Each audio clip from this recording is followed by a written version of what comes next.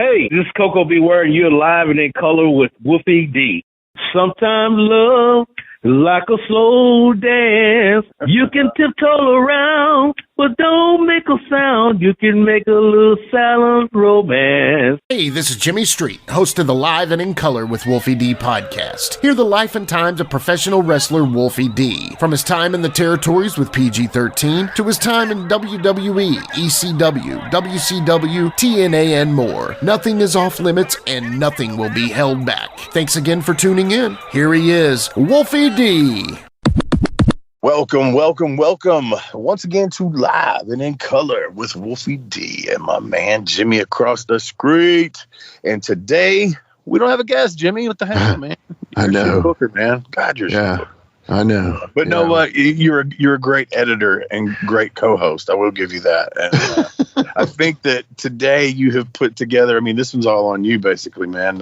You've put together a really good show, went back in the archives and dug out some great stories. And this one's going to be because, Memphis has been kind of a hot thing right now with the Lawler deal and all that going down. And so we're calling this Memphis Legends, the best Memphis Legend stories. Yeah. So I just figure, you and I did some traveling, and then I know you got some graduations coming up this week. Yeah. We just needed like a little bit of a breather. And so we decided to bring you some of the best Memphis Legends stories about, stories with, just appending. And we're gonna present to you, and it's gonna be a little bit longer than normal too. So don't get feel like you've been gypped. Don't sleep on this one. Yeah. These are some good stories, and we've gone through the archives to pick some of the very best, and I think y'all will enjoy them. But honestly, man, brother Wolfie and I just need some breathers every once in a while. 150 episodes in, It was a weekend, man. You went down for the Columbia deal, the Right Way reunion. How'd that go? Oh, it was great, man. Live podcast, had a lot of fun. That was the main reason for going, the reunion and then doing the live podcast. Mm-hmm. There was a fan fest, and I think there was a hell of a show at the very end of everything with TriStar Wrestling. That's our Jablonski's promotion, and I think the Devils and the Mortons and the Wild Boys put it out that that was their last matchup. Did they all take off their boots and leave them in the ring? All 47 participants. That's a lot of boots. Something. It looked like a shoe store in that moment. Yeah. What could we call that? Like the last boots, or I don't know. I don't know. Yeah, man. Sonny Street, Bubba Perry was in the thing. I mean, Scott Spade, all kinds of dudes. So anyway, It was supposedly the last thing, but then at the very end of it, apparently somebody said, "We'll see y'all in 2 weeks." That's hilarious. Oh, you gotta love it. But anyway, the podcast, I got to give a shout out to my brother who was quality control. My son, I'm so proud of my son, Wolfie. I gave him like a 5-minute tutorial on my recording software. Okay. 5 minutes at most. I showed him how to level things out. So like if somebody's talking lower or higher or whatever. Right. So once, like I said this before, once you and I and Jarrett or whoever's on the payroll, we then need to get my son on the payroll as live recording editor, whatever. But anyway, it was a lot of fun. I mean, honestly, bro, doing it and having such fun with my podcast, I could only imagine how fun it would be with us. You know what I'm saying? Oh, yeah, for sure, man. Yeah, so somebody should book that. What's y'all's problem? But anyway, I ended up in Jackson, Kentucky with Ricky the Dragon Steamboat. Yes. And I was supposed to be at the Lawler thing, and because of the schedule mix-up, we talked about that. I wasn't able to make it, although I was able to send in a video that got played for the King and everything, and I appreciated that. Jeff Osborne, the promoter that put it together, talked to some people that were there. They say it went great. Of course, as usual, the heat-seeking missile, who is Jamie Dundee, made a comment or two that was just really not freaking cool, man. But we won't get all into that, man. But Lord have mercy, man. Bless his heart. Bless his heart. Bless his heart. Because to him, it ain't nothing. But it's just a goddamn joke, man. Look, hey, Brian would have laughed. Yeah. Maybe, but whatever. Not cool. But so yeah, that went well from what I understand, and then from what I've seen of it. But yeah, I was there with the dragon, and that was cool. And I don't even care anymore, man. I just sat there and talked to him. We talked about the WrestleMania 3 match with Randy Savage. I told him the big smoke a lot of pot story, and we laughed. We had a good time, man. So I had a fun. I bet the Dragons poked a little smart, if you know what I'm saying. So he seems like too good of a guy, man. I think he's been for a long time too, man. I don't know about that one. I don't know. Yeah, but who knows? That's a good call. I don't know, man. He just seems like such a laid back dude. You know what I'm saying? I don't think he's ever worked as a heel ever in his career. That's what I've heard. And I mean, I'm sure maybe somewhere. Back in '71, and who's Evertown, Bobby Joe's. He was down there, and he worked under a hood for 6 weeks. Yeah, did a little 6-week stint as a heel. Called the Karate Nader, The Karate Nader. Anyway. They do that jujitsu. Yeah. But anyway, man, Megamind's still working for you? What's that code? Yeah. Live and in color 20. Y'all use it and abuse it or don't abuse it, whatever. It got me through the weekend. Yeah, man, for sure. Yeah. We'd like to thank them for coming on those last 3 episodes as a sponsor. We definitely appreciate that. Y'all go check it out. As far as I know, the code is still active, 20% off one-time purchase, 48% off subscription. And I would go with that. So, and if y'all keep buying, it'll for sure be active. But they'll bring it. Yeah, they'll bring it. Yeah, they'll bring it back. Peace out, y'all. Yeah, we're supposed to get a report on how it did pretty soon. As far as the guy I've been talking to, he sent a message and said you're going to get a report on how everything went, and then he's saying he's very hopeful that we will continue this partnership. So anyway, yeah.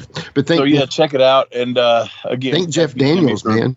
Yeah. Thank you again for putting this show together, man. And, like you said, we needed a break, but in reality, it almost didn't give you a break. But you do your thing, bro. I appreciate you. Yeah, dude. Thank you. I mean, these are fun, man. So cool. But as always, when I give us a break, I always expect a little something. So at the very end of things, I've got some irons in the fire. We'll be back good next week. Oh, I know. I'm not worried about that. Actually, I'm very excited about next week because we've got like the next 3 or 4 weeks booked, and I'm stoked about that. So very excited. So, and you all will be too. Some of our, requested names or some of the most requested people to come back. That's all I'm going to say. I also found out, one thing real quick that, that secret I've been keeping and I can't say too much about, that little contract I signed. Yeah. Jamie has signed his, so. Ta-da! Should I cue in the? That's a special effect right there. So you found out from the people, I would assume, right? Yeah. Because good, dude. One step closer. Get him one step closer to the edge, because I'm about to break. That's wow. That was you went deep. You when like an outfielder just dives for a ball that nobody ever thought he was going to catch that. That's just what you did in podcast form right there. Oh man, awesome. All right, we'll be back. I think with the King. Yeah, the King is the first clip. So we'll lead off batter. Yeah, the home run hitter, the leadoff batter, the base stealer, the MVP, the Golden Glove, the perennial all-star, future first ballot Hall of Famer Jerry the King Lawler. So he's already in. He's already in. Good point. Yeah. Well, we'll be right back with Jerry Lawler and so many more of all your favorite Memphis legends and stories about Memphis legends. So stick around. We'll be right back after these messages. Hey, folks, to get your official Live It in Color with Wolfie D merchandise, go to prowrestlingtees.com/live Wolfie D. Check it out.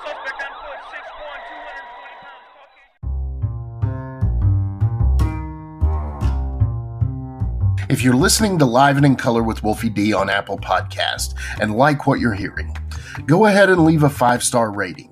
And while you're at it, write a review. Tell us what you liked. Tell us what you'd like to hear in the future. It's very important to us and always appreciated. Thanks again. You know, I've worked you, I don't know, Lord knows how many times. It was always, you know, great fun working with you. When Jarrett gave us the job in 1993, you know, we came in as, you know, mid-card kind of comic relief guys, you know, small little heels that, you know, could do comedy spots and all that kind of stuff, but we could still work at the same time. When Jerry came to you with those 4 rap videos that he made for us, what was your first impression of me and Jamie? Obviously, you knew Jamie before you knew me, but what was your impression of the 13 gimmicks? Well, you're right. I did know Jamie before I knew you. And to be perfectly honest with you, you know, my opinion still today is the same as it was back then. I don't care if anybody knows it, but I think rap is crap. And I told Jarrett that back then. I said, you know, hey, that's just my own personal opinion. I think a lot of the kids will like this and will respond to this. And if you know, one of the things that a lot of people don't realize, and especially don't give us credit for down in the Memphis territory, was we built wrestlers and we made guys' careers off of music videos. Yeah. And you know, and you guys were no exception. I mean, with the music videos that we put together, and I say we, it wasn't me, but you know, Mike Shields and what was his name? Randy West. Randy West. Yeah, I started to say Ron West. Randy West. But those guys put those things together, and they did such a great job. Those music videos meant more in getting a wrestler over, getting you guys over, than if you'd give them 10 squash matches on TV. Yeah, I mean, it was just magic. It was a magic time at that point in time, and you know, we did it with the Rock and Roll Express. We did it with the Fabulous Ones. We did it. You know, it helped me and Bill Superstar Dundee. And so, you know, I knew that when I saw those, even though I didn't like the music, I liked the videos. Yeah. And I thought, you know, I knew at that time that you guys were going to be able to get over, and you did. Yeah. And you know, you talk about those music videos. I mean, I remember watching as a kid, and some of the ones that stick out, you mentioned, the Fabulous Ones videos before they came in, those were awesome. You dropped a bomb on me, particularly. And then the Kamala video where they had him in the jungle and, you know, all that stuff. It just made you really want to see this person in the ring, and the build-up was, you know, like unmatchable. Like you said, he could come in there, Kamala could come in there and squash everybody. It would have not meant as much as seeing this crazy-looking dude, you know, walking around in the jungle with a spear. Was just like, holy cow, man, this is cool, you know? Which, of course, was Jarrett's backyard in the little pond that we threw some dry ice into the water out there, and then we told James, walk out there about 6 or 8 feet. I'd never forget, he said, ain't no snakes out here, is it? No, certainly not. Of course, I'd never even been there before, but yeah, that kind of stuff. I don't know what it was like. It was like people were watching a movie or a special TV show about this person, and it made them appear to be a star more so than if they all of a sudden just saw him out there walking into the ring and wrestling. It was just did that for him, and oh my gosh, the Fabulous Ones, all those ZZ Top videos, Sharp Dressed Man, all of that sort of stuff. That it absolutely made those guys more so than people actually see them in person. You know, I mean, it was so good because you didn't when we first put Steve and Stan together, and the same thing with Rock and Roll Express. Those guys were not top tier main event caliber wrestlers at that time, and if you had just thrown them out there in matches right off the bat, people would have seen that. But instead, for weeks and weeks, we featured those music videos, and by the time the people saw them in person, they were already over. They didn't care how they worked then. You know, they just wanted to see these guys that they thought were big music video stars. Right. So as I said, you know, Jamie and I came in and we were mid-card, you know, guys or whatever. Hadn't put on the size, especially me, that I put on later when we kind of started main event and everything. I want to say this, though. I know at that time, every Monday night, and it was usually in Memphis, I would go sit upstairs and make it a point. I mean, I was always a fan of yours growing up, but then being there and being able to go sit upstairs where the fans weren't after my match and watch whoever it was you were working that night. And there was a lot of times, you know, it was when WWF was sending guys down for you to main event with Undertaker, Bret Hart, Lex Luger, all those guys, Randy Savage. And I'd sit up there and watch your match. I really didn't watch any other matches, quite frankly. I just wanted to see what you did because I learned so much psychology just by watching your matches. And that's just a personal thank you to you. I mean, working with you obviously taught me more than that, but I sat up there every Monday night and watched you. And to this day, I still say psychology and just believability, you are one of the all-time greats. Well, you know, I appreciate that. But you guys, let's talk a little bit more about you guys, PG-13. And you mentioned the fact that, hey, you were small and you even called it comedy, you know, comedy relief and that sort of stuff. But in reality, you guys reminded me of what me and what myself and Jim White were like when we first started in the Tennessee territory. Mm-hmm. We were small. We were the territory at that time when Nick Goulas and Roy Welch owned the Tennessee territory. You know, they had big lumbering heels like Al Green and Don and Al Green and the Von Brauners, which were the two big German guys that they were managed by Saul Weingroff. And then there were the interns managed by Dr. Ken Ramey and all of these big Bobby Hart and Lorenzo Parenti, all of these big guys. And suddenly, me and Jim White showed up, smaller than those guys, but we did what you guys did. Mm-hmm. We took a lot of bumps because we took a lot of bumps, and we did things when you call comedy. We would do things that would in the matches that would make the babyface look like they were smarter than us, outsmarting us, making us look stupid and everything, and we didn't mind doing that. And what we found out was that all of a sudden the baby faces wanted to work with us instead of these big lumbering, big, huge heels that would just want to beat them down. They wanted to work with us because we would put them over like $1 million by taking all the big bumps, by making people laugh at us and being comedy relief like you guys were. And that was the secret to our success. And it has been throughout my entire career. And if you look at people that have really been successful, you'll see that in their matches they sell a lot more than they're making comebacks. You know, even guys. If you really look, even guys like Hulk Hogan. If you really go back and watch a Hulk Hogan match, Hulk would sell about 80% of the match, and then all of a sudden he'd Hulk up, make the comeback, drop the leg, win the match. And boom, that was the secret to his success. Well, we were the same way. You know, we love to sell, and you guys were great at that also. And I think that's what made you guys successful was the baby faces wanted to work with you because you guys would make them look great. Buddy was killing us, man. It would be me and Danny first. Jamie and Kenny second, and Buddy wouldn't book more than 5 matches, and those were usually on Thursday, Friday nights in some BFE town, man. And you wouldn't make no money. You knew it going there. The house probably wasn't going to be any good.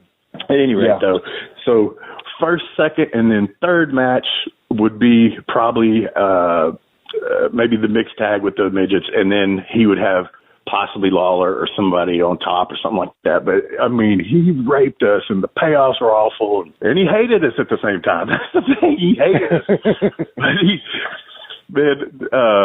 We walked out on him one night. I got a couple of Buddy Wayne stories, but this was when we were champs, though, and we were kind of getting that first push. So a little bit of timeline difference here, but it's a funny story. We come in, and there was a guy – he was a bobsledder from the Olympic team that WWE had in their training program. I cannot remember his name. There was also a big, huge muscle guy named Max Muscle, they were a tag team, and he had us booked against them on a Friday night. Now, Memphis did TV on a Saturday morning. So this Friday night, and this bumfuck town, man. He comes to us and he tells us the finish. And he says, something about, I don't remember exactly how it went, but something, Jamie was going to have him in Boston Crab and Brother was going to hit him with the chain and they were going to beat us 1, 2, 3 for the titles. And, TV is your storyline. That's not how that worked. Buddy couldn't just show up and say, well, I'll strip him of the titles, change the whole TV in the morning. Hell no. So me and Jamie were still, at that point, we were a little bit green. If it would have been today, we would have immediately said, go fuck yourself. But so we went back and we kind of sat together and we said, is he ribbing? I said, you know him better than I do. I said, I don't think so. But Jamie said, I don't think he's ribbing. I said, well, Jamie, we can't do that, man. In the morning, we're working Tommy and Dogg in this big angle. And so we go to Buddy, and I'll never forget, he's standing there, because Buddy's thing was he'd make his money at the concession stand, like the kind of grimy promoters. Oh, yeah. Anyway. Oh, yeah. He had 2 bags of popcorn, 1 in each hand. And I said, Buddy, we can't do that finish. And he said, what do you mean? I said, Buddy, we've got these titles. We can't show up to TV getting beat here last night. He said, dang, can I ask you a question? And Jamie said, what? And he said, do you think these people are going to believe that you 2 little motherfuckers can beat those 2 big athletic men out there? Jamie, on point, just looked at Buddy. He said, I tell you what they well believe is we ain't fucking wrestling tonight. Fucking Buddy took that popcorn. I can see the visual. He threw that popcorn up in the air and slammed it on the ground. He said, you goddamn prima donna son of a bitches. And he walked out of the room. We grabbed our bags and we left. And did we get in trouble? No. Everybody hated us. Obviously, as a child, I had watched Tommy Rich a lot. I had seen Dogg a little bit because he wasn't too far into the business. I think he started in the late 80s, and I was right there at 89, 90. But we didn't cross paths until, USWA. I could tell you a lot of stories about Dogg. Dogg and I are good friends. Tommy and I were good friends. Tommy and I, in a way, have a love-hate relationship. I love Tommy to death. He taught me a lot. So did Dogg. Right. But Tommy's he's a ribber, but his ribs are brutal. They're not ha-ha ribs a lot of times. They're make you want to fucking shoot him type of ribs. Right. And, this is, obviously we kayfabe, but I rode around with them all the time. And, I'd wake up at fucking 7 o'clock in the morning to Tommy pushing me on the shoulder with a beer open. Here, pussy, wake up, drink a beer, you pussy. That's the type of shit I rode around with and lived with, partied a lot with him and stuff like that. But we became good friends. I know Tommy's wife and kids, and I know, Doug's family. I love Doug's family. I loved Eddie. Got to wrestle Eddie one time, but I rode with him a few times, and Eddie was cool as a cucumber, man. And their dad, Tommy was always good to me. So personally, old school dude right there. Yeah, man. Personally, and I still talk to Dogg quite a bit. Tommy tries to call me every now and then. Sometimes if I feel like dealing with it, I'll answer. But sometimes I know he just wants to fuck with me, so I won't answer the phone. Right. But but in the ring, man, some kind of way, Randy Hales was booking and had this idea, man, for this feud. We did so much stuff in that feud. Who made your PG-13 gear? The first original stuff me and Jamie made with puffy paint. And my jacket that I originally wore, that red one with the silver on it, Chris Champion gave me, which it was a New Breed jacket that he had made. So that's why I was wearing a New Breed jacket. That's awesome. Then we had a lady out of Memphis named Kathy that once we quit doing the paint, we actually sewed the letters onto the shorts because we would buy the shorts and then she would sew the stuff on them. So Kathy made a lot of it.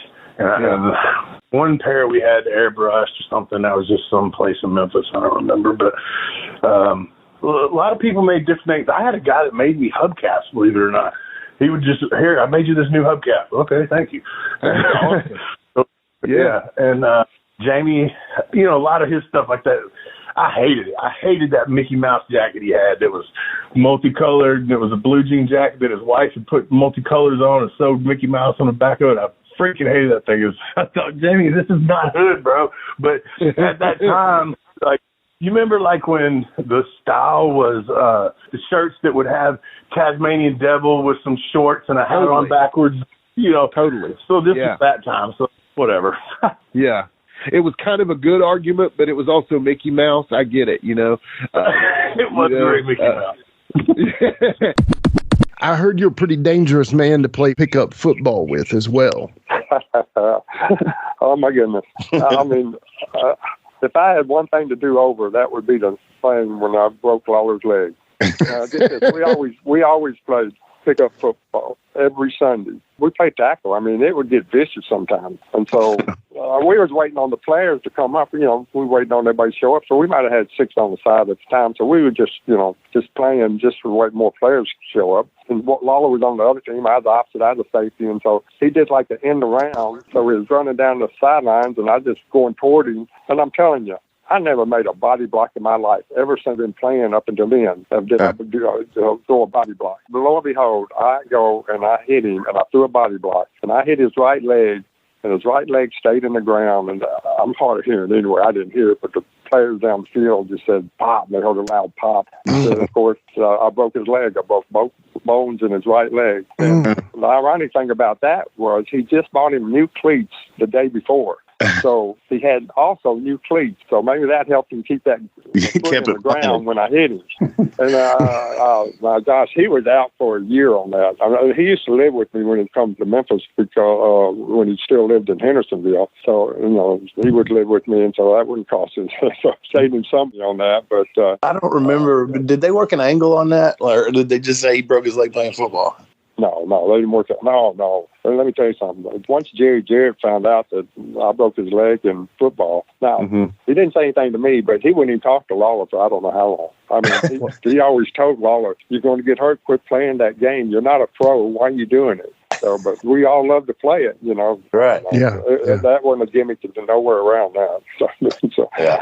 And not only that, I have to share this with you. I broke his leg, and it had to be maybe a couple of months later. Now, we played softball together and football together, so we did it all every weekend. Well, we played a softball game in Millington, Tennessee, and I played the outfield and a shortstop. It was named Terry Presco. He was a Hall of Famer at Memphis University at that time. You know, not at that time, but when he graduated. And where the ball hit, and then I was going for the ball, running in, and he was running out. I said, I got it, but I went down on one knee, and he just kept coming, and he hit my knee that I went down on. I broke his leg. Same break in his leg that I had in Lawler's leg, but it was his left leg, and Lawler's was his right leg. Now, what are the odds on that? Breaking 2 legs within 6 months or something.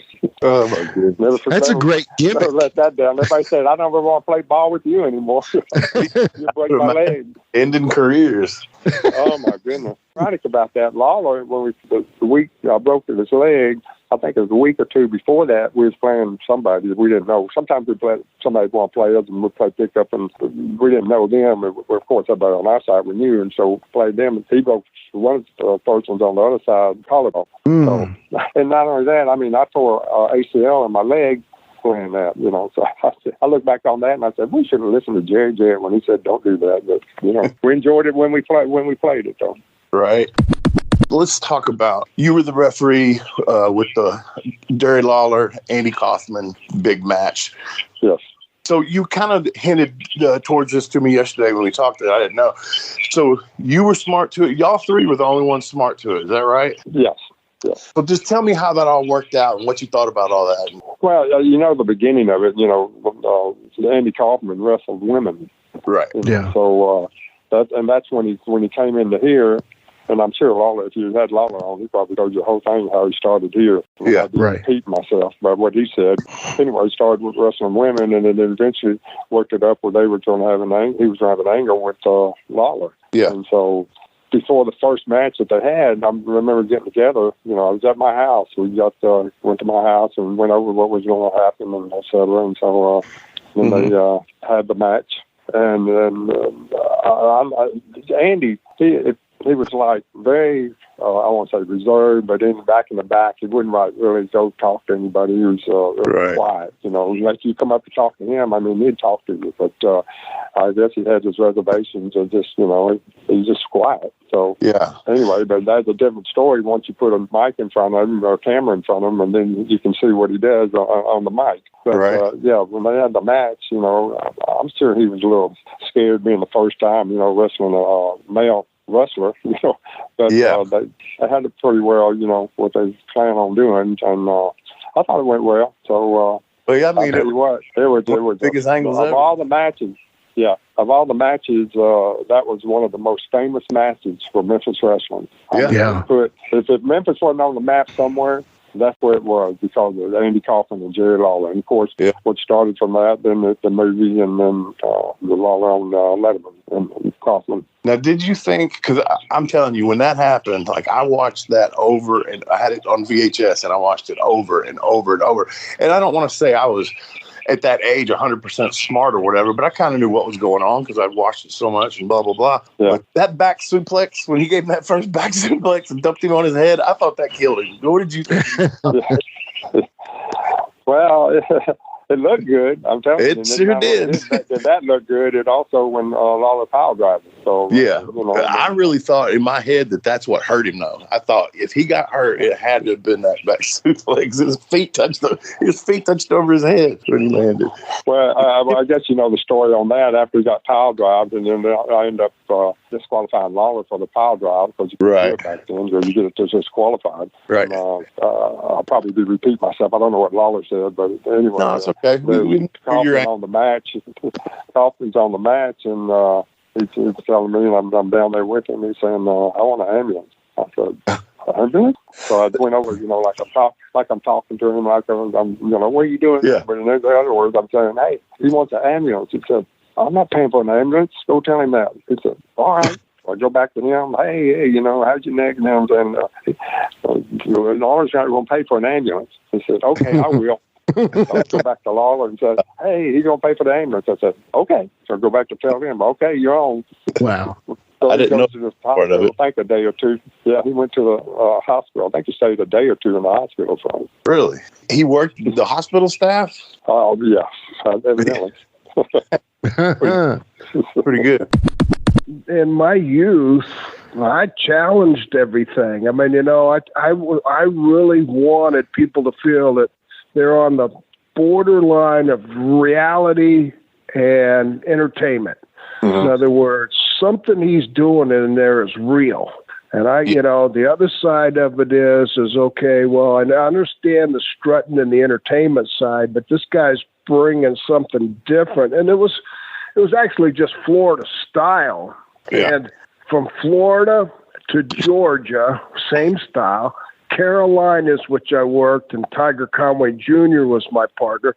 It was still the same style. Working against Ole and Gene Anderson was stiff-ass matches, but, hard-ass matches, So I was pretty seasoned by the time I was in Tennessee. I was a pretty seasoned guy with a lot of experience from Florida with Mike Graham, Jimmy Garvin, Bobby Backlund. I mean, Stan Hansen was my first tag team partner. All the way back in 1972. So the thing about bringing it to that area is when I was always told that if you ever go to Tennessee, you'll never get over Lawler and Dundee. Yeah. And it was like to me, what? Well, who the hell is Dundee? I mean, I'd heard of Jerry Lawler, but I hadn't heard of Dundee. But how we ended up there, I could tell you real quick. I was working the Georgia territory, and I was working for Jim Barnett, and Jerry Jarrett had contracted Tommy Rich to come to his territory in Tennessee, and he wasn't really happy with what was going on. I don't know the whole story, but he came to the Omni in Atlanta. And I had worked an angle with Kevin Sullivan on television where it was a babyface match, and he opened the thing to let me in the ropes. When I went out to the floor, and he sucker punched me and cradled me 1, 2, 3, and it was a TV title or something, but it was like a turn. He turned on me, and we took it to the Omni. Right. And Kevin and I had known each other through Florida, Carolinas. I mean, we knew what we could do, and we just fought all over the armory. And Jarrett had made a deal with Jim Barnett, says, listen, I'll give you Tommy Rich back, who Barnett loved. Mm-hmm. And he says, I'll give you Tommy Rich back if you let me come choose somebody from the Omni. And that night he chose me and Kevin Sullivan. He says, I want both of them. Yeah. And we actually took the angle to Memphis. And Kevin didn't hang around too long. He was in and out of there and gone. And anyway, that's how it happened. But I'd always heard, well, you'll never get over Lawler and Dundee. And I said, well, that sounds like kind of a challenge to me. I mean, so and I don't really ever feel like we did, but we gave them a run for their money on picture sales. I'll tell you that. See, here's the thing, man, and then, I don't know, I think not you guys, but other guys resented me for it, you know what I mean? But it wasn't that, I just thought that's the way it was. I didn't know any better. But, they had signed me, WWF had signed me to that contract, and sent me to Tennessee. I thought, well, I'm just going to be here a few weeks or a few months or whatever, then move on. Right. You know what I mean? Well, the thing about it was, once I was settled in and we were doing stuff, and I didn't even want to go up there. The times that they said, okay, man, King would come to me and say, hey, man, they need, they're going to send up for you. I would be like, oh, man. You know what I mean? He would tell me, he would say, hey, you need to call JJ. Call him up, and because he wants to talk to you. Dude, 2 or 3 weeks would go by, and I wouldn't call JJ Dillon because I didn't even care. I was happy down in Memphis. I was doing all right, I'm trying to think of the exact time that it was. It may have been a tag or something like that, but just going back and thinking about what working Lawler is like. I want to say it was in Memphis because I remember specifically, most guys you'll get together. Lawler's notorious for not getting with you until right before you go to the ring. I mean, notorious for that, which is fine. I'm very capable of calling it in the ring. But I mean, finish everything. He won't give you nothing until right before it's time to go. Nowadays, honestly, he's a little different than that. He'll get with you a little bit early, but he don't care. It's like that match with me and him against Dogg and the Moondog. He's like, whatever y'all want to do, just tell me. So that's not the old Lawler. The old Lawler would sit in his dressing room in Memphis, and like I said, 5 minutes before it's time to go, you're like, "Fuck, is he going to say anything?" And you go over there, and he's like, "All right, we'll do this. All right, boom." And then you go out there and do it. And yes, it is. At my first time, I honestly have no idea what year it was when I worked him the first time, but it had to be 93 because I remember there's what do you call them? GIF, gifts? Do you call them gifts or GIFs? Whatever. Gifts. There's one of me saving, I think we talked about this, me saving the Midget D's life. Brian and Jerry had him in the ring with, one was holding his arms, one was holding his legs and did the old swing gimmick and threw him over the top rope to me. And they threw so hard that he almost went over my head. And I swear to God, I basketball rebounded a midget. I jumped up and caught him with one arm. It was my right hand because he was going over my head. And I jumped up and snatched him like he would a rebound. Yeah. But yeah, it's intimidating, man. But it's also, you're going out there with one of the best. So, man, it was just cool. And, he obviously asked against, Bill. It was the same stuff with all of them, man. If it's anybody worth any recognition, the first time you go out there with somebody that you grew up watching, it's like nostalgic, man. It's like, oh, this is pretty damn cool. Fuck, here I am. Yeah, for sure. I can't imagine though. You had to be a bit of a bundle of nerves a little bit though.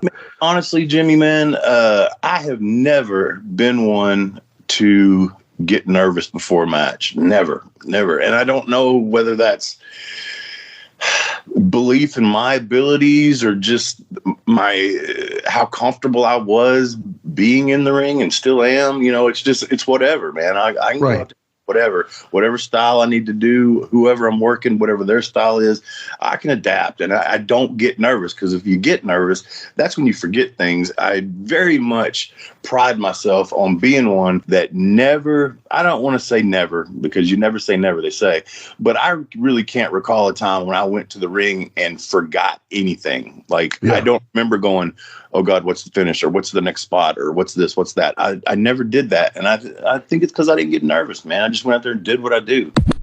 Too much acting like he was interested. He was getting up to go. I said, no, you got to watch this match. He said, it is. I said, rock and roll and PG. And he said, I've seen the rock and roll a million times, and I've seen PG. So he was pretty much saying, this ain't going to be anything special. I said, no. I said, you need to sit here and watch this match. And it came through. It was more than what I thought it would be, and I thought it would be great. I thought it would be the match of the night. I didn't necessarily think it would be the match that would be, I think, the best match I ever booked in my life. Yeah. The part one of PG and rock and roll. But then he was spinning his cup to Dreadman, and he said, kid, what in the hell have y'all done with PG-13? I said, got him over, boss, got him over. Personal-wise, Jamie Dundee hadn't, is not one of my favorite people in the world, or hadn't been in the world, but as far as a wrestler and as far as a tag team, PG-13 made me look like a genius. They were getting over, their pay increased, but who did it make good? Because certainly, my back was to the wall. I had Jerry Lawler come to me and say, hey, Randy, said, I saw a friend of mine, blah, blah, blah, and they were in a bar, and they were saying they were knocking PG-13. Said, people saying they're too little, they couldn't beat nobody. And I said, yeah, King, but how's business compared to what it was before I started pushing PG? And he had to say, it's up. I said, now, Louisville and Nashville, Memphis was different because it was on Monday nights, and we had to fight the Monday Night Wars eventually. But Louisville, and too, Wolfie, Louisville and Nashville both was doing the best business it had done in 5, 6, 7 years. Right. There's no doubt. And the most over tag team babyface side that we had since, as I said, don't want to repeat myself, but this is a strong statement, Jimmy. Strong statement. You have to go back to the Fabulous Ones to get a team that was more over as baby faces than PG-13. You have to. I mean, there's none. I mean, PG-13 was over more than the rock and roll was in Memphis, period. I know people say, and I understand that they had a hell of a run in Mid-South. They had a hell of a run in WCW, and they're one of the greatest tag teams in the world. They had a hell of a run in Memphis as heels against PG that we'll get to. But I'm telling you that rock and roll was was not the money team. The Fabulous Ones were. The money team in this era of the USWA was PG-13. And again, it made me look brilliant. I just knew it would work, and they did. Neither one of them let me down, and they came through every time. I want to know about that period of your life where, man, because you some bitches were over like not many people get over, man. What was it like, and how do you think, because you in Memphis was one thing, but then that you didn't know came out of you. To me, it was like two different people, if that makes sense. You know what I'm saying? You got there and then you just let loose, man. What made you come up with that? How do you think that happened? I actually don't know, Wolfie. And I you saying that makes me think about it differently. It makes me change my perspective. Because look, the way I saw it, I was doing the same kind of crap in Memphis. You know what I mean? Or I thought I was anyway. But too, at the same time, I guess maybe, but when you got the machine behind you, it's different. And then you didn't have the catchphrase. You didn't have, the shit that you did that like really stood out that people remember, man. I mean, everybody that's a wrestling fan knows, oh, you didn't know? They know exactly what that means. They know what suck it means. They know all that shit. And you were a part of that, man. And like, it just had to be a cool ride. And for you guys to come up with shit that was, that'll be etched in time. You know what I mean? Yeah. And look, of course we didn't know at the time it would be like that. And the ride was really fast. And the rise was really fast and the fall was fast and hard. And you know what I mean? But it was what everybody who puts a pair of boots on dreams for. Right. And while I loved and learned and all of that in Memphis and not making any money and loving what I was doing and learning from people and learning with you and learning with Jamie, you know what I mean? All of us together and Tracy teaching me stuff, Tracy's mother. Yeah. It was so cool. But then I think you hit the nail on the head when you say the machine got behind me, man. And then I was on a big platform.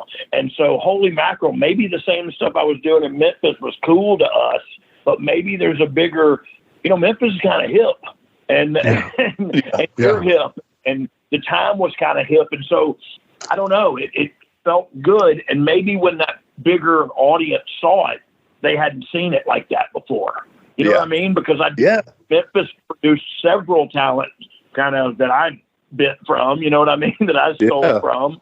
And so I guess the bigger platform just hadn't seen that kind of, I don't know, weird, but I also took advantage of it, man. I thought, every time I get to go out there, I want to try to do something that people are talking about the next day. I want to try to do something that stands out from everybody else on the show. And, look, oh, you didn't know it was all mine. It was me and Brian Lee, ribbing each other backstage. And we used to say, oh, you better fax somebody. Oh, you better, because back then there was pagers still. You better page somebody. And so literally I said, hey, I'm going to say that on the mic tonight. It was at a live event. He was like, no, you won't. And so it just was fell into place, man. The music went down. Oh, you didn't know. And it just happened. And so I thought that felt good. I'm going to do it again the next night. It felt good again, and then I got it on TV, and that's all you got to do, right? Just get it on TV a couple of times, and everywhere you go, people are doing it. Let's take a quick time out and get a word from one of my dope-ass sponsors, and we'll be right back with more Live and in Color with Wolfie D. Support for Live and in Color with Wolfie D is brought to you by Manscaped, who is the best in men's below-the-waist grooming. Manscaped offers precision-engineered tools for your family jewels. Manscaped recently launched the Ultimate Men's Hygiene Bundle, the Performance Package. Join over 4 million men worldwide who trust Manscaped with this exclusive offer for you. 20% off and free worldwide shipping with the code WOLFIE at manscaped.com. If my math's correct, that's about 8 million balls. One of the things back in the day, Reno, when we actually got a little chance to work together, I was managing Jeremiah Plunkett and Drew Haskins at the time as the Untouchables. And I never got the chance to really sit you down and talk to you, but both of those guys always said, you got to talk to him sometime, get in the question. So now is my time. So I want to hear some Tojo stories, man. I want to hear some Tojo brother. stories. I know, Okay. This is one that I like to tell. Tojo, when I was trying to break into the business, I went to the Nashville Fairgrounds every Saturday night. And, back then it wasn't a very welcoming industry. Yeah. They tried to run you off. Yeah. And so I ended up asking, remember Sarah Lee? She was married to Corsica Joe. Yep. Remember her? Yep. So she felt sorry for me. She goes, oh, this pitiful puppy dog. And she said, look, she goes, at the end of the night, go around back to the bad guy side. And she goes, wait for Tojo to come out and tell him that I sent you over there and that you want to be a pro wrestler. So sure enough, I go over there, I'm waiting outside and Tojo comes out and I'm following him to his car, and I guess he's getting ready to pull a knife on me, thinking I'm getting into, some goofy shenanigans. And he spun around, and it scared the absolute piss out of me. So I didn't say nothing to him. I hightailed it, right? And so I went back the nenext week. She said, "Did you talk to Tojo?" And I said, "No." She said, No. She goes, "Go back there and tell him you want to be a wrestler." So, next weekend he comes back out and headed to his car, and he was with managing at the time Akio Sato and Tarzan Goto. You remember them? Yeah, I remember. So he was with a couple of guys, and I said, Mr. Yamamoto, and he stopped and he turned around, and I said, "Miss Sarah Lee sent me to ask you if you would please train me to be a pro wrestler." And he looked at me for a second, and he went, "No." And he turned around and got in his car. And so I come back the next week, and she says, "Did you talk to him?" I says, "Well, I did. I asked him to be a pro wrestler." And he said, "No." She says, "Go do it again." She goes, "Go do it again." And so I go do it again, right? And kind of the same thing. And I said, Mr. Yamamoto, I want to be a pro wrestler." And he stopped for a second. He said, "Be here in the morning at 6:00. I said, okay. So the next morning, Sunday morning, 6:00, I'm at the Fairground Sports Arena, and he had about 4 or 5 guys that showed up on Sunday mornings to work out with him, and they were all trying to learn. One guy was a guy named Craig Brown out of Hendersonville, Tennessee. One guy was a guy named Major Yates out of Springfield. One guy was Kevin Asherbranner from Adams, Tennessee. Mm-hmm. And the one guy was Sid Vicious. Oh. And I saw him, and I went, "Oh my God!" So I was probably I was young. I was probably in some of the best shape of my life. So he brings me into the building. They all get in the ring and start doing Hindu squats. He tells me, "Go grab the trash cans." There's 4 of them, and put one in each corner. So I do that, and then he goes, "Run," and I ran the whole entire time that they were in the ring working out. I'd go up the steps, across the balcony, down the steps, across the floor, back up the you know the layout, Wolfie. Yeah. And I ran, and I got done, and he looked at me and he says, "Come back next week." And that was it. And I was like, "Holy crap." Out here I am over, and the trash cans were for me to throw up in, which I did. Right. And so I come back the next week, and it's the same thing. And this goes on for about a month. But I was too stupid to realize he's trying to run me off. He's trying to do me a favor. Right? And so by about the 4th or 5th week, Sid had left and has already started television in Memphis as Lord Humongous or something like that. Right. And so he brings, so I would get there, I'd set the trash cans up, and I'm conditioned now to just take off running. And he goes, No. You come in the ring today. And man, when he told me that, I was on cloud 9. I'm actually going to get that was going to be the first time I've been there for a month. And it's going to be the first time I've actually got to step in the ring, Right. And so, and I did. And then our training started. And I'm telling you, it was some of the hardest training I'd ever did in my life. I mean, he was legit. And so I trained with him for about a year and a half, not 2 months. And hey, let's see if we can get you booked in Columbia, or let's see if we can get you booked over in Tulsa. I mean, if his name is on me, you better know what you're doing, right? So. And of course, everybody, and Wolfie will tell you this too, everybody that starts out in this business sucks. I mean, there's no guy who's ever been trained and went out there for their first match and you go, okay, that guy's ready for WrestleMania. It just doesn't happen. It is a 5, 6, for some guys, 7, 8 year process before they find out who they are in this industry. I mean, it's a work in progress. I mean, you're working on a 10-year Picasso. I mean, you're working on a 10-year piece of art, and you won't know until after the 10th year whether you like it or not, or whether it's good enough or not, or whether it needs to be changed or not.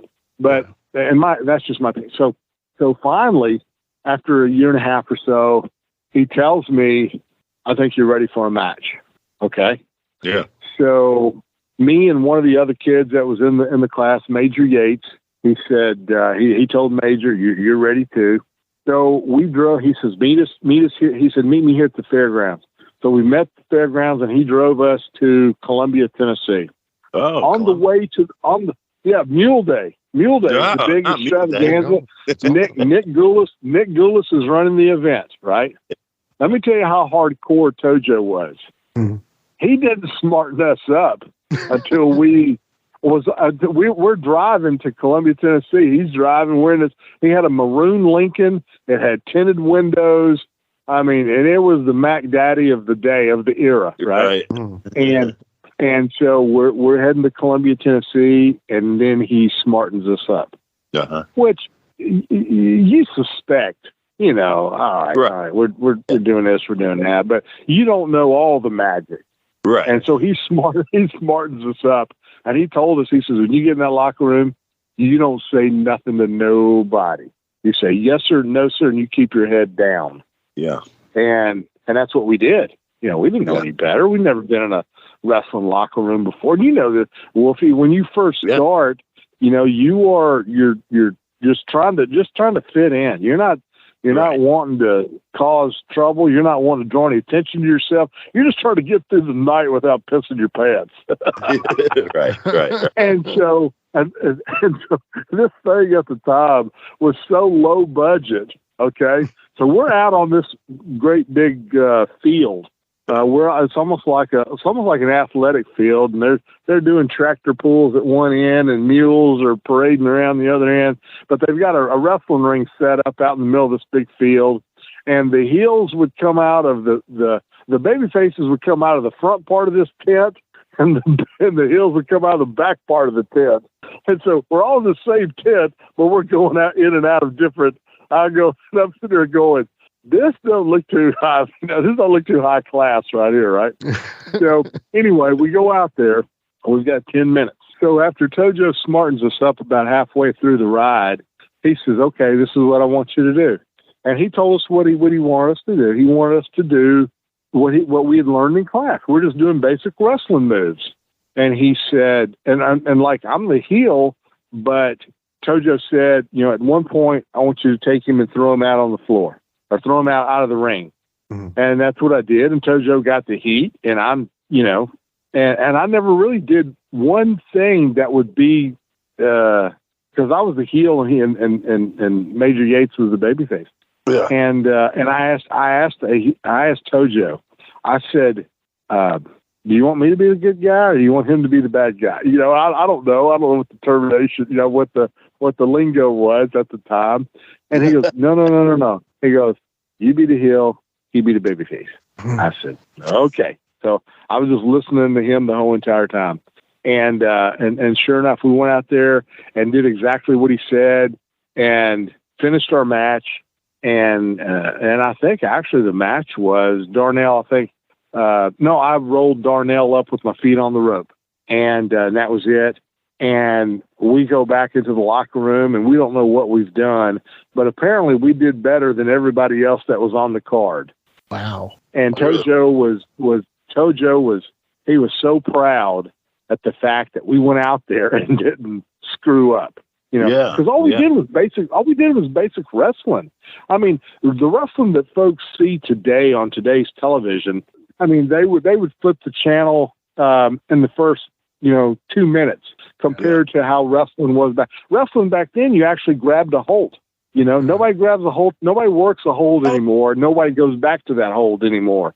Grab a hold. It's high spot after.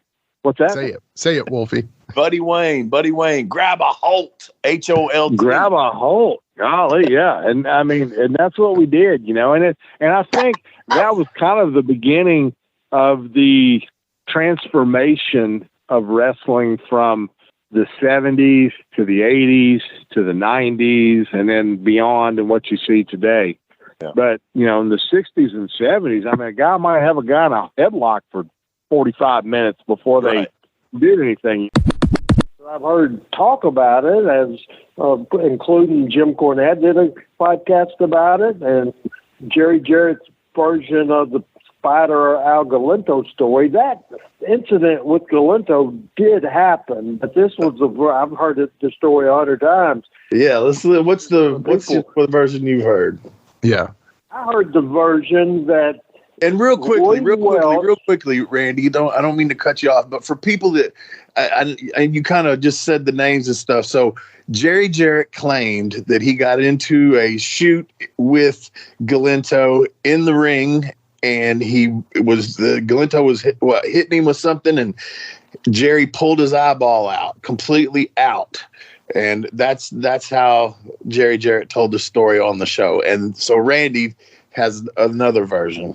The version I've heard my whole life, basically, is the version that I've heard, and it was a situation that was told on that series, but it's absolutely fantastic. Roy Welch is the person that gave Jerry Jarrett a break, the partner of Nick Gulas, and obviously the grandfather of Robert and Ron Fuller, been around for a long time. He was getting dementia, so he got it in his head that Jerry Jarrett, who was his booker on the Memphis end in Louisville, he got the idea, Roy did, that Jerry Jarrett was trying to steal his territory. Mm-hmm. And so he got a hold of one of the guys that worked for him for many years, that was Spider Al Galento. And so the rumor is that Roy Welch either promised him a job or paid him money, whatever. So at TV, he ended up hitting the ring on a Jerry Lawler, Jerry Jarrett match in the early 70s. Mm-hmm. And it ended up where Jerry Jarrett got a club or something, and Lawler tried to help Jarrett. But anyway, they knocked Galento. They screwed Galento up pretty good. That's always been the story. Now, I guess Jerry, thinking he was going to be on national TV for the world to see, he told it in a way that not only people like me that heard the story 100 times, but people like Jerry Lawler that was in the effing ring. Right. That's what I was going to say. Lawler's probably sitting there thinking, that's not, but he can't interject and go, you fucking full of shit, you know? That's funny. Yeah, it's just crazy, but I thought for the most part. Now, is that guy still alive today? I think he died, right? I think so. Okay, because that's another thing. The man's not around to defend the story, so right. Jerry could say what he wanted to, I reckon. And the guy asked Jarrett at the end, said, so when he died, he didn't have an eye, and Jerry, who made the big deal out of pulling his eye out, and it was rolling around in the ring. And then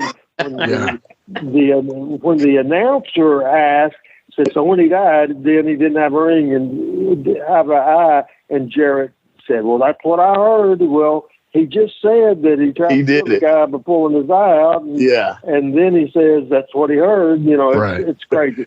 But it was an absolute fantastic, phenomenal show.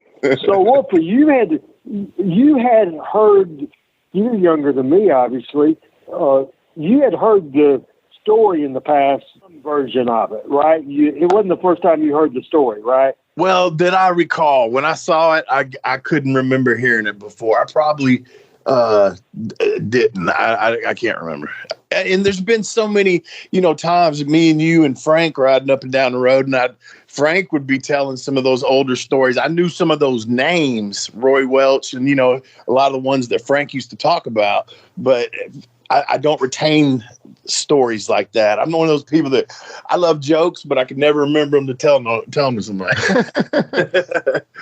When you heard that story on Tales from the Territory, and that's a pretty drastic thing to happen, the guy's eye bouncing around the ring. Did you pop when you heard that story? I mean, of course I did. I always hear about from Wolfie D stories and other wrestlers that I've known. They're always talking about popping eyeballs, man. It's just like something wrestlers do. And to know not only, he said, I took out my old Sailor Moran training and, I popped his eyeball. You know, the hand is more bones than the forehead. So let him punch me, break his hand, and then pop his eyeball. And I was just like, okay, that sounds awesome. But at the same time, the fact that he actually took the eyeball out, I know a lot of guys have popped eyeballs, but usually they just kind of dangle. Yeah, well, I know you have. I did that. Randy, do you remember that? I did that to Jamie. No, I don't remember that. Yes. Oh my God. And we were at Anita's. We were at Anita's house. Anita was, to those that don't know, Carrie Von Erich's close friend. She was a nurse.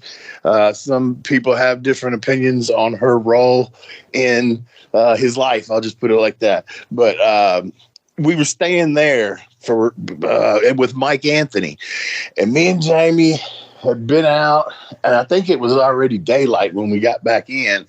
And for some reason, well, I don't know, who knows, we got to arguing and about ready to fight. And he was standing on her, she lived in the trailer, and he was standing on her, those concrete steps, you know, and I'm standing on the grass facing him, and he's facing me. Then all of a sudden, he like leaps at me and punches me and kind of fez presses me all at the same time. Okay. So he's like on top of me. And I don't even think he got another punch off before I just reached up and I put my right thumb in his eye and I felt it go bloop, bloop, and it went right back in. Yeah. But it was immediately black. And obviously he reached up with both hands and grabbed his face. Yeah. And I rolled him over and started dinging him. And he showed up to TV with a big black eye that morning. Man. Do you not remember him showing up to TV with a black eye? And I think me and him might have even, that was when me and him broke up that first time.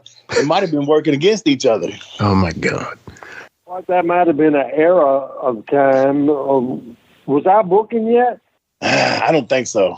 I really don't now that I think about that part of it. I don't think so either. So that's because you didn't book me and Jamie breaking up.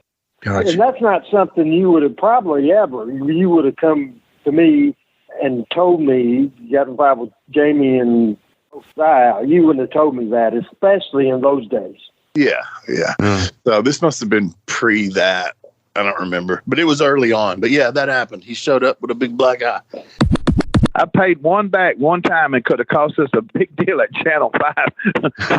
See, Brian Christopher had chased me. Wolfie might have been there when I used that Ethernet lighter and got Brian BC, man. He jumped 2 foot up. But what happened is he had a big wad of something, and I thought he was that flash paper or something. He was going to burn me, chasing me around over in Missouri.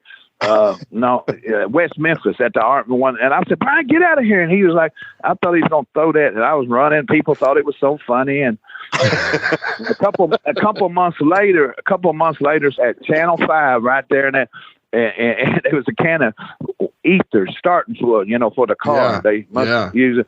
I've seen it. They used it for I guess on the old rag where they come up by. I think maybe Sean Stasiak or somebody was doing something. They were working. The angle was, I can't remember exactly, but I know I said, you got a lighter? And Brad had come out of taking a shower, and he was sitting there with his towel around him, and I backed up, and I took and flicked that big and hit that button, and it was like a blowtorch. He jumped, and then I got in trouble from our friend Randy Hales because he said, Tony, that could have set the sprinkler system. That could have been. We could have lost it. It could have been bad. 90% of the guys I get along with, 95% of the guys I know them. And, what if there's a guy that I didn't like or didn't care for, like Eric Embry, I just stay away from that person. Exactly. And if Eric Embry walked up to me at 1, if he was there, and actually would have a conversation with me, I would tell him what was on my mind and let him tell me what was on his mind. And I would love to be able to, when the day I finally die, no, we mended the fences, sure. But just when he came to Memphis, it was just bad. It was really bad, really bad. I don't want you to tell or say anything you don't want to say, but I don't think I know the story. And if you want to tell it, you can. If you don't, you don't have to. I'm not asking. Well, it's like this. Eric Embry came to Memphis. He apparently, I never worked world class, but apparently he did a good job booking in Dallas and brought their houses up and everything, which is great.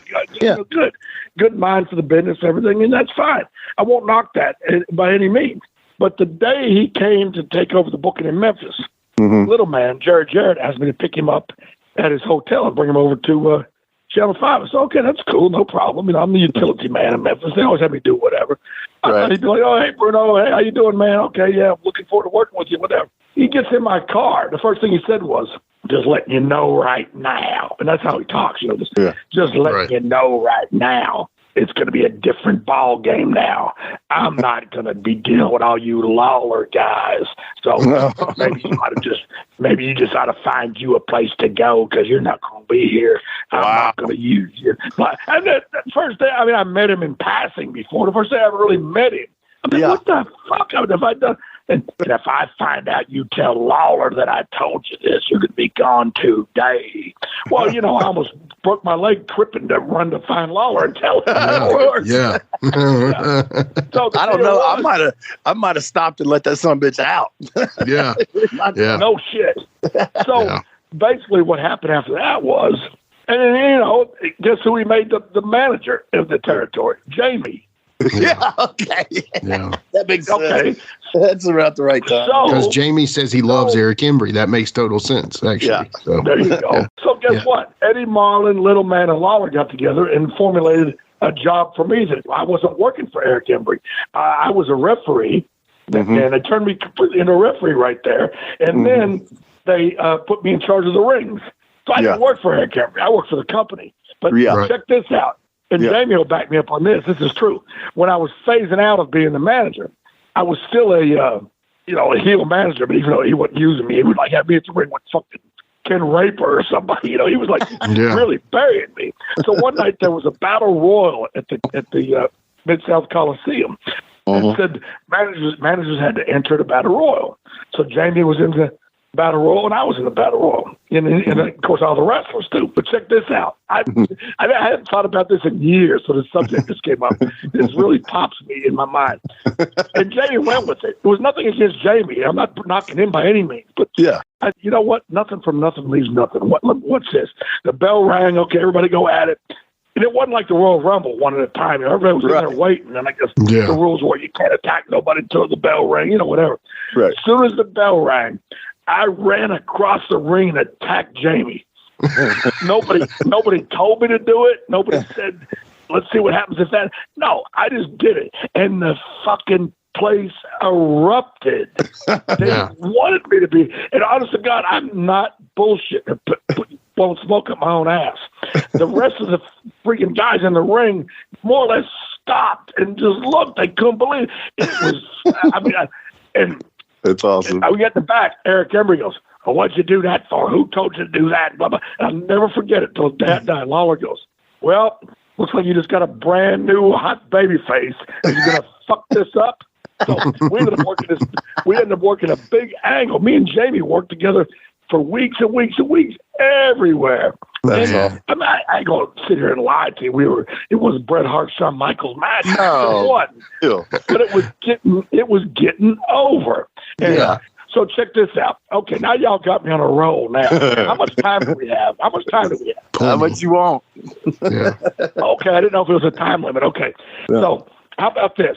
So Eric Embry resented the piss out of me because I got over without his help, acknowledgement, or approval. Okay. So then he brings in Jackie Moore, Miss Texas. Yeah. And, well, Bruno, your angle with Jamie's over now. I want you to work with her. But we're going to try to build her as a killer. So we want her to attack you and squash you, and we want you to even get color, and you're not even going to get nothing in on her, and blah blah blah. So, shit. I said, okay, well I'll become the referee and the ring guy now. So who gives a shit? So we were by this time we were at the Pipkin building. The Coliseum was under renovation or whatever. So she attacks me, beats the shit out of me, throws me into the post.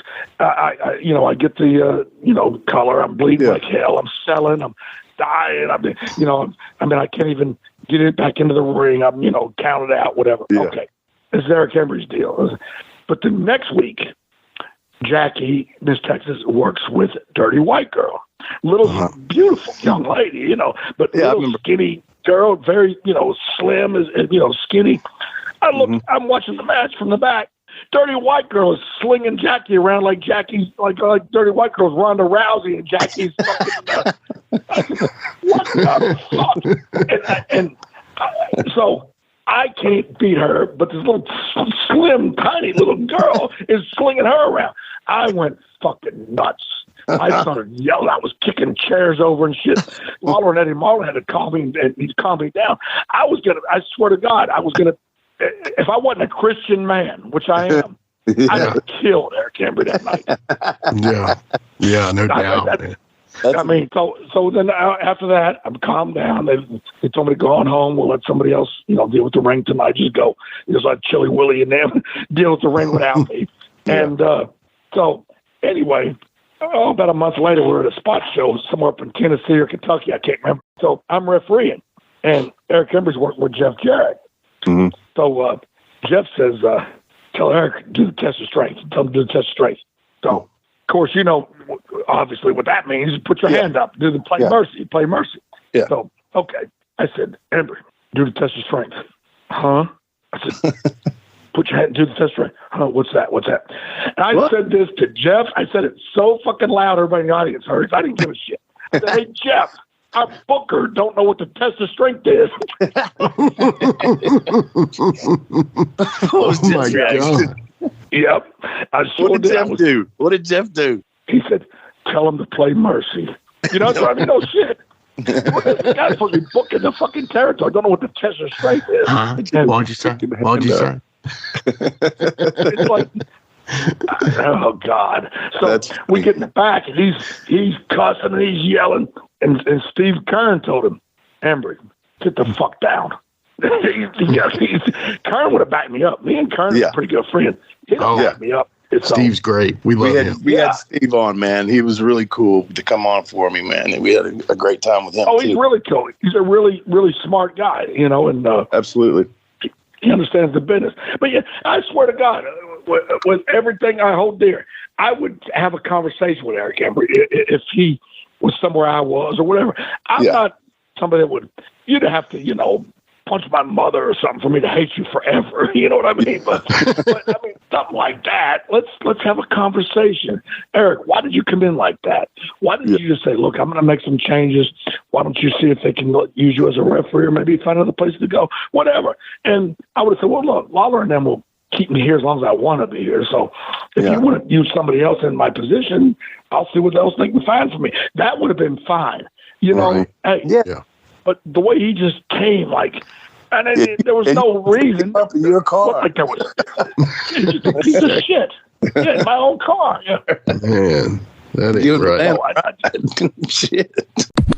My question, and I think I want to, I try to represent the listener here, and it's got to be you've probably answered this a million times, but I mean, honestly, and I want this from your perspective, like you growing up. So how was it growing up as the son of the greatest wrestler of all time, basically?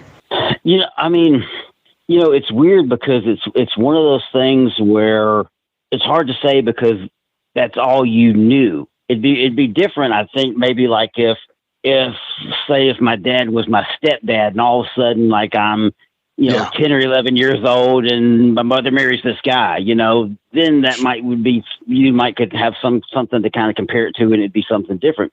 But, that's all we really knew, any of us guys whose father was a wrestler, Sure. And, and my mother and father, they got divorced, when I was probably 4 years old or something like that, so those first few years, were just kind of flashes of, us all being together, moving around and having to live in Florida or having to live in Atlanta and, Hendersonville and things like that. So, and with my dad being gone so much, just like all the kids, it's like, we saw our fathers more on TV than we saw them at home or in real life. So in a way, we were just as much, watching these shows as everybody else was watching. We were seeing, even though that was our father, we were seeing him as a fan or as that character, that guy on TV, just like everybody else. But at the same time, that's our dad, So it was always kind of this kind of a weird dynamic when we would get to go see him or be around him, because it in a way, it was like being around two people, you know. You know, any kid whose parents are divorced, anytime you get to go and be with, say, you know, your father or whatever, it's always going to be something exciting and special because that's your dad and you hardly ever see him. But in this case, it's like, hey, you know, we're getting to hang around with our dad and this guy that we see on TV at the same time, you know. So it's kind of extra, kind of cool, you know, on one hand. And, but at the same time, I mean, you know, I hear some of these stories from guys like Jamie and some of these other guys that, you know, they just moved around and traveled around so much because their dads would work different territories. But in our case, you know, since our dad was pretty much here all the time, and since, you know, our parents had got divorced, we were pretty much, you know, we pretty much stayed put in Memphis. So we really had, I mean, a very, very normal childhood. I mean, we were no different than any of the other kids in the neighborhood. We didn't have anything elaborate. We didn't have any all the extra, you know, cool stuff that none of the other kids had. I mean, in a lot of cases, I mean, they had more than us, you know. Sure. And you know, so, and, you know, and all of our other, you know, family members, everybody was just so down to earth and so normal, to where we just had this really normal life and normal childhood, other than the fact that our dad was this guy, you know, and stuff like that. So, you know, ours was a little different than, you know, like I said, you know, hearing some of these stories of guys like Jamie and them and stuff like that. You know, I mean, there was, and it's also kind of weird because you would think that, you know, naturally, I guess probably a lot of people probably just assume that all the wrestlers' kids, you know, or just grow up around each other and they're always around each other. And in our case, it wasn't like that. I mean, I remember when, you know, we was really, really young and we lived in Hendersonville. You know, Brian was already in kindergarten. I wasn't even in kindergarten yet. And, you know, I remember there would be a few times that we would have to go over, like our mom and dad and, you know, Bill and Jamie's mom would go out and do something, you know, which is hard to believe that, you know, my dad and Bill would actually hang out and do something or whatever, you know. And, but I just remember a couple of times maybe them going out to dinner or doing something, and we would go over there, you know, just me and Brian and Jamie's older sister would babysit us. We'd be around them a couple of times. Yeah. But then it's like, that was when I'm like maybe 2 or 3 years old. And then I don't ever even see Jamie ever again until like, you know, the early 90s when he comes back, you know, so I'm just never around him, you know. There would even be times we would go to Jarrett's house, you know, for little things or something like that. And I just maybe remember like one time ever seeing like Jeff Jarrett when he was maybe 10 or something, jumping on a trampoline, and then never seeing Jeff ever again until, you know, he starts, you know, refereeing and wrestling or something like that. I just wanted to ask you real quick about, you know, working with Lawler. You know, a lot of our listeners are Memphis fans, obviously Wolfie PG-13 and stuff. And, you know, Lawler to them and to us is the GOAT, you know. I mean, talk about working Lawler. Do you have anything?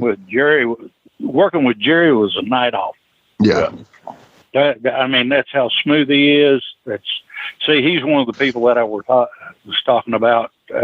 It was a pleasure. Yeah, it was absolutely a pleasure to get to work with him. When you had that match, you knew, hey, I'm going to have a good match. Yeah. There ain't no ifs, ands, buts about it. You know, you got two capable people here, and, you know, he's just, you know, he's the king. So it was easy, and it was great. Absolutely great. Yeah. With Jerry. What do you think about his punch? His punch? Yeah, how do you think? Which one, you know, the shoot or the work? No, he's working punches. Yeah, he's got a great punch. Yeah. And then, but he's also got a habit, and I got him one time. When you throw a punch on him, he'll slap you in the ribs. Yeah. Slap them ribs. And I got it. We was in there one time. Yeah, and I was like, quit that. And he's just going on, kind of grinning and all that. And I got him in there. He's making that big come. I said, big punch, boy. He grabbed back and come with that big one.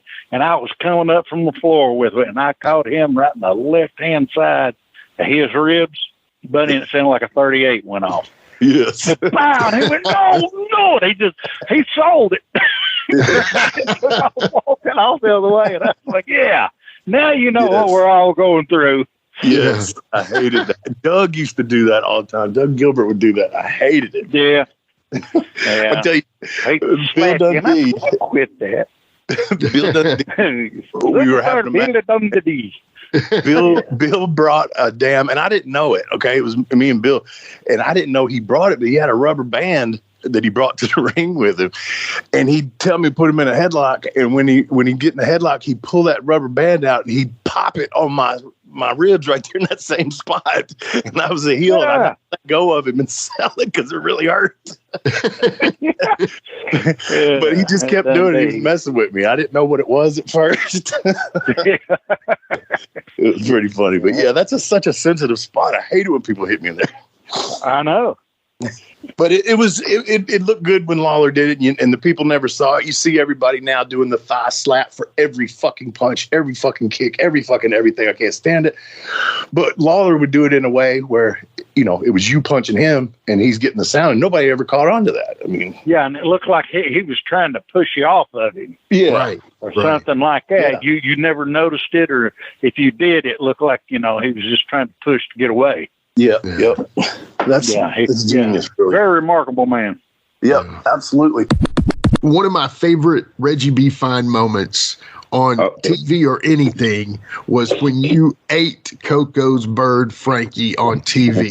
And not only was it you eating the bird, but Lance's reaction. Oh, come on, Reggie. Like, first of all, how did Frankie taste? Was it pretty good? And talk about that time. I never ate parrot before, but that motherfucker tastes like a piece of chicken, man. Ain't even barbecue stuff on. Boy, you think Coco won hot when he found out? He talking about, man, I know blah, blah, blah. And goddamn it, you didn't cook my fucking bird. I paid $5,000 for that bird. We pulled one of the fellas out of his tail. He got them pretty colors, right? Yeah. So I came out there one day with that white fur coat on and that hat. We were doing that angle then. I had one of them fellas sticking in the side of my head. That's when I went back there and pulled my jacket on for the next interview, and I came out there with the roasting pan. The chicken cooked. That wasn't but a chicken. It wasn't no damn bird. Right. We cooked that son bitch all night. When I tell you that son bitch fell apart, the next morning everybody wanted something. I said, oh no, I'm getting the first piece of this. I'm talking about smelling good. And Lance Russell, we didn't smile a lot. That's another man I love. I love me some Lance Russell, but I don't give a fuck about Dave Brown. And motherfucker told me it was gonna rain one time and the sun was shining. And the next day it was gonna rain. He said it was gonna rain, and it rained all night, all day. That's a horse of another color right there. But yeah, that damn Lance Russell. Oh, I used to love Mr. Russell. Ooh, he told me one time, I'm just jumping like from like a dude on the damn that Olympic thing, just jumping from one wall to the next wall. But I ain't trying to blow my horn. He said, Reggie, want for you something Saturday morning? I don't even want to come to work because I know you're gonna say something. They're gonna make me laugh or do something that's gonna make me laugh and sniggle and do all kind of shit. But I love me some Land Rover. But he wasn't smart with that bird though. Yeah, he wasn't smart. You could tell. He thought I could cook that something gone for real, man. He was hot. You can't believe you did that. I said, well, everybody got to eat now. We got to eat. Yeah. So it cost me some money, so you might well, you didn't want to pay me.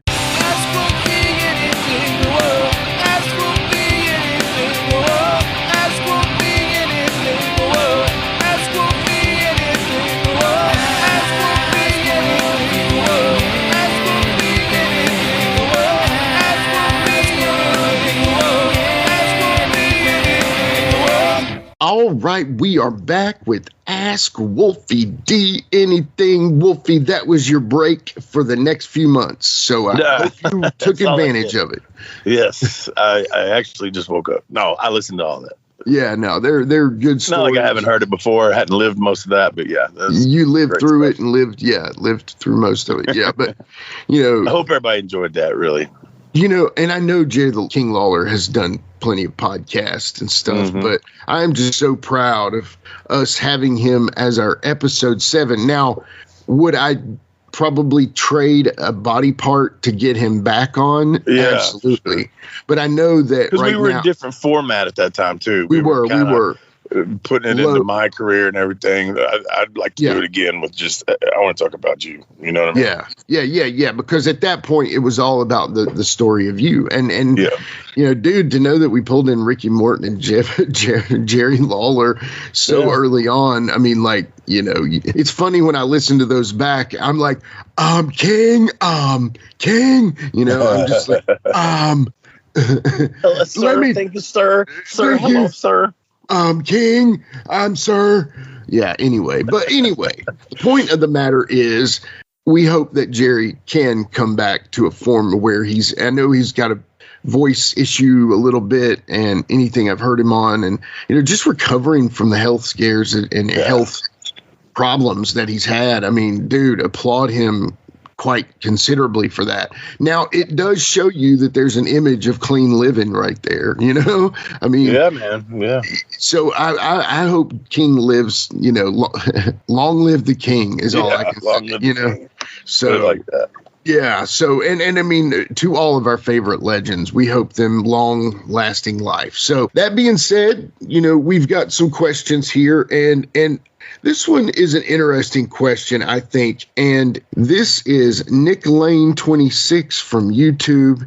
And he asks this. He says, Wolfie D, thank you for your podcast and thank you for the memories it brings up by listening to the podcast. If you could take Jerry Lawler and put him in the position of any of the other promotion's top stars, do you think it would work the same way that it did in the USWA and in Memphis? Is he talking about, I guess he's talking about like right now? No. Like at the time, like, so if you took Jerry and put him in place of Hogan, Jerry in place of Flair, Jerry in place of man, dude, Jerry Lawler was freaking awesome and could do anything, man. I mean, come on, absolutely, man. I mean, he may not have, like, Hulk Hogan was a different thing, man. You had Rocky, there was the perfect storm, rock and wrestling, all that kind of stuff, man. That was just the perfect storm. But I mean, you got to remember, you know, Lawler fooled everybody on David Letterman with Eddie Kaufman, and that was big news coming out of Memphis. You know, if that would have happened, and he would have been, you know, the WWW, how many ever W's it was back then, you know, if he'd have been Vince's champ and done that, I mean, fuck yeah. I mean, who knows, man? You can't go back in a time machine, but you can kind of, it's a telltale sign. The dude could do anything. He has done everything. And yeah, man, he could have very easily, because there's a lot of politics. I mean, there's still politics, but there was a lot of politics then when you had different companies, different territories, and, you know, this guy can't put this guy over because he works for me, or, you know, all that kind of stuff, man. So that was Lawler's place, was Memphis. He was that guy. Flair was his guy in, you know, the Carolinas and WCW and all that, man. So it was just different. And yes, he very well could have been what he was anywhere, given that push that he was given in Memphis. I mean, you're a good wrestler or you're not. Right. You're a one of a kind or you're not. You know what I'm saying? And Jerry Lawler's definitely was one of a kind. Yeah. That's, hey man, that's great. I'm agreeing with you. You know, I do think the Hulk Hogan thing, like you said, was a kind of a different situation. You know, it's unfortunate that I could have seen Lawler, though, working up there. I mean, I don't know that they would have given him the top spot, but dude, he could have worked it's several different people at any time. If you just, I mean, look at him when he worked Hogan in Memphis. I mean, exactly. I mean, exactly. Yeah. You just got to put it in a different perspective. And like I said, that was just a perfect storm then. That was a perfect storm for Hogan. And, you know, not to take nothing away from him, you know, but yeah, it was just a perfect storm, man. Yeah. Okay. Yeah, I think that's the best answer we can get there. Thank you, Wolfie. Thank you, Nick. All right, our very next question coming in from our old-time listener, Cause Effect. He asks this question. He says, Wolfie D, since you are a Memphis tag team expert, give us your Mount Rushmore of Memphis tag teams. Memphis tag teams. And you can. He didn't say this, but I mean, I'm saying you can be your own tag team if you want to. I'm just gonna say, okay, that's a 4, right? That's not even a top 5, so that's a 4. Yeah, 4. Yeah. This might make a great episode, actually, but never mind. Fabulous ones, and this is in no particular order, okay? Because this is Mount Rushmore. I don't think they're in an order there. They, right, left to right, maybe, but no. Sure, no, there's no order. Yeah. Fabulous ones. I'm gonna say Lawler Dundee. Yeah. Even though they had their matches against each other, people still remember them as a team too. Oh, definitely. Man, tag teams though, man, there's so many. I guess you got to go with Rock and Roll. Even though they were more, to me, Carolina area. Carolina, or even a little more Mid-South. They never really got their. So I might retract that one. I still got 2 left. And I will put us in there. Fuck it. I will put us in there. I think at the time, we were needed and we did our job and it helped. And people remember that. And as far as the best team of the 1990s in Memphis, without a question. Yeah. PG-13, without question. Yeah, definitely. So, Moondogs. Did I say Moondogs already? No, you didn't, but that's an excellent one. Yeah, that was going to be my next one then, Moondogs. Yeah, bro. Because they drew big money with Lawler and Jeff and the whole, had their own battle royal and Moondog rules and all this kind of stuff. So, I mean, yeah. And if I went way back, which, you know me, I'm not that good at the way back, but I'm sure there were some good ones. But when I think tag teams, I think tandem, I think 2 guys that dress alike and that kind of thing. And Lawler and Dundee didn't, but they did, you know what I'm saying? So that's I think that's mine. I'll go with that. Yeah. Okay. I like that a lot. Okay. All right. So, I agree with you. I don't think you can put the Rock. What about Don and Al Green? I can't say I've ever watched a match of Don and Al Green. I'm sure it was great, but you asked me my opinion, right? Ask Wolfie. Right. The OG Heavenly Bodies right there. So you gotta, throw that in there. But I agree. The Fabs really had their best run ever in wrestling in Memphis. Oh yeah. And I think every one of them would agree with that. I was like a kid then, and I remember just how over it was. You know what I'm saying? Yeah, definitely. In Lawler Dundee, you cannot overlook. And that most of the time, their tag team was to fulfill a single story. Where it would work out to where they would have a problem or whatever. But then also PG, you guys essentially were the Fabs of your time. And I know people are just like, what is he saying? Are you kidding me? But whatever, man. That's true. I mean, but really, maybe the houses weren't as big, but for that time and what their business was going through right then, it was kind of the same because it was different then. I would love to have Randy Hales back on, and they're coming up on this episode on Vice where The Rock's new thing is he's doing the end of WCW or whatever. Mm-hmm. I would love to talk to Randy about how all the things that Memphis did to combat the Monday Night Wars on Monday night in Memphis. I would love to hear that full story. And maybe, we could have more people than Randy, but it'd be cool to listen to Randy talk about what, that y'all were up against, because they were getting it free at home and they didn't have to come out. But the ones that came out, man, can you imagine how much they loved y'all?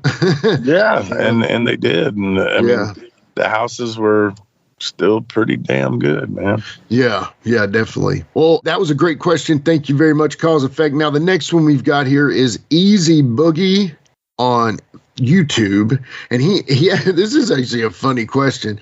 He says, what caused the massive image change you went through, and did the girls change after the image change? Meaning, did the type of girls change? Like, so you went from this hip-hop b-boy to this like gothic freak pirate monster guy. So anyway, I think I did better as I got older, but it's a whole nother story. But yeah, man, what caused the image change? Is that what the first part was? Yeah, that was the initial question. What caused I've told this 100 times. I just felt like the gimmick had run its course. Jamie had gone away for a minute, and I just felt like even though I was the first one, and there's John Cena on a bigger stage, and I've heard him say it to me. Oh, John Cena want to be the people that didn't know me or whatever. Right, of course. That must be frustrating as hell, man. He supposed to be wanting John Cena. Okay, yeah, all right. And it started honestly getting to me. Like I got on the mic before, and no, let me educate you, because the people around this person knew the deal, right? But this one person wanted to be all vocal. Oh, you think of John Cena? Oh man, give me the fucking microphone. You're about to be buried. But anyway, yeah. So it was kind of that type of deal. I felt like it ran its course. I didn't look like what Wolfie D looked like. You know what I mean? I was getting older and shaved my head, and I had to do something different, reinvent myself, and I'm glad I did at that point, man. Yeah, definitely. But the girls, I just think the trim. I'm just kidding. It was all fun back then and everything. I don't know. I think I got better as I got older. I don't know. Hey man, we sometimes do that. We get better with age. So. You develop your craft a little better.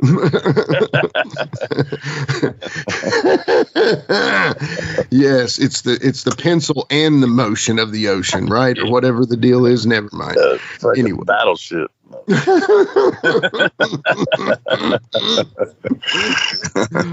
You sank mine anyway. All right. That's all I got, brother. Thank you for coming. Man, awesome show, man. Thanks for putting that together for us. Of course. And I hope everyone enjoyed it. Obviously, these are nice for us. Even though it does put something on me, it still isn't the same because all these clips are already edited. I just need to put them together. But no, these are fun, man, because it takes me back to stuff that I forgot we even did or talked about. We're 150 almost. We're almost 150 episodes in, Wolfie. Coming up on 3 years, man. I know, bro. It's so crazy. Anyway, it really is.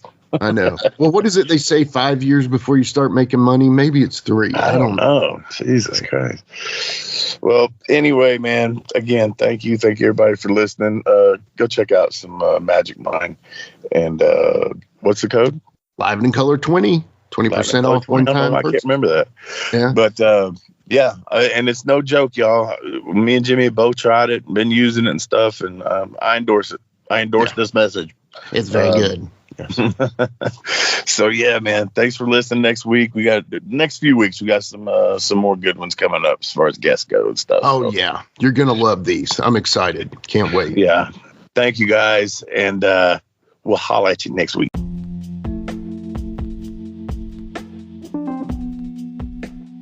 And now a word from our sponsor.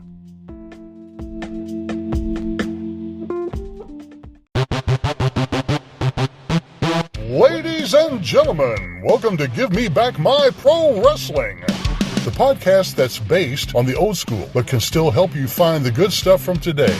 Jimmy Street and the Plastic Chic, Jarrett, are the undisputed tag team champions of the wrestling podcast world. From thought-provoking topics to superstar interviews to action figure expertise. This team does it all, and all they ask is, give me back my pro wrestling!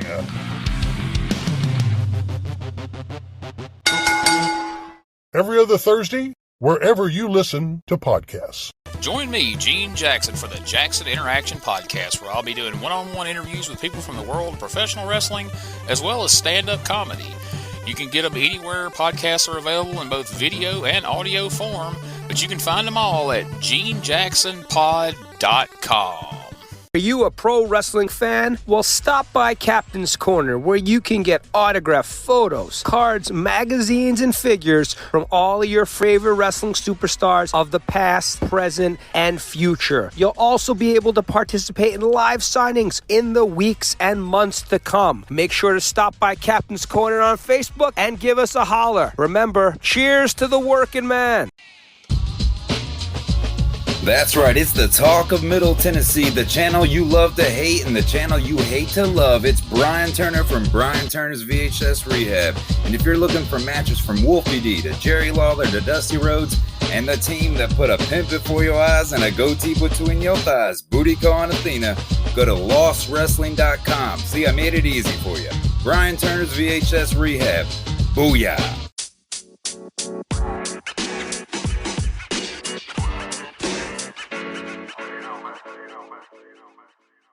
So that was another great episode. Hey, Wolfie, tell them where they can find you on social media. Jimmy, they can find me in the club, bottle full of bub. I'm just kidding. They can find me on Facebook. My personal page is Warren Wolf, WOLFE. I'm on Instagram at WarrenWolf13. You can always find us on Facebook, Twitter, Instagram, and YouTube at Live Wolfie D. Here's the thing. Wolfie always has offers for his autographed photos. He has a selection of some awesome photos from throughout his career that he will autograph and personalize any way that you want him to. Just contact him either directly at his personal Facebook page or through any one of our other pages, and we'll make sure you get in contact directly with Wolfie. Get those photos, right, Wolfie? Yeah, I've got some good stuff on there, to help with the podcast. Folks, if you can't get out to a show to meet Wolfie D, there's nothing like that, especially for the fans of PG-13 and Wolfie D. And before we go, you can always find me, your host, Jimmy Street, at James Rock Street on Twitter, Instagram, and YouTube. And hey, Jimmy, before we go real quick, I just want to add in there, from the bottom of my heart, I really appreciate, first of all, the work you've done for this podcast. You have worked your butt off. Secondly, the people that are liking the page. Beyond that, even more, is the people that are listening, and we really appreciate that. Yeah, and remember, guys, the podcast drops a new episode every Monday at noon, and our past episodes are streaming now on demand on all major podcast formats. Thanks again. I got a cap for your dome. He got a cap for your dome. I got a cap for your dome. He got a cap for your dome. He got a cap for your dome. And here we go. The original white boy that came out sagging, not bragging, don't be hating, cause I'm spitting the truth. Still livin' in color, bum rush your mother, utilize a hubcap, unlike any other. Back in the day, I was NOD, and I was P to the G, plus the 1 and the 3. In case you forgot, they call me Wolfie D. Been cloned and copied so many times, tired of suckers taking credit for what is mine. You know who you are, without me name dropping. Wrestling's first white boy coming out hip-hopping. Been doing it like this since 92. Laid low for a while and you thought I was through. Listen real close to these rhymes that I've injected. This shit's so sick it makes your ears get infected. Mad skills, no faking, there is no one great. Cause I'm bringing more folks and Obi-Wan or later. Not here to play games, so you better beware. You don't like me, so what? I really don't care. Like time I keep ticking and I can't be stopped. You sucker step to the side unless you wanna get dropped. With my finish, I'll straight knock you out. Please allow me to tell you what it's all about. I'm gonna wind it up, then I'm driving it home. It's Wolfie D, baby. I got a cap for your dome. I got a cap for your dome. We got a cap for your dome. We got a cap for your dome. This has been a James Rock Street production.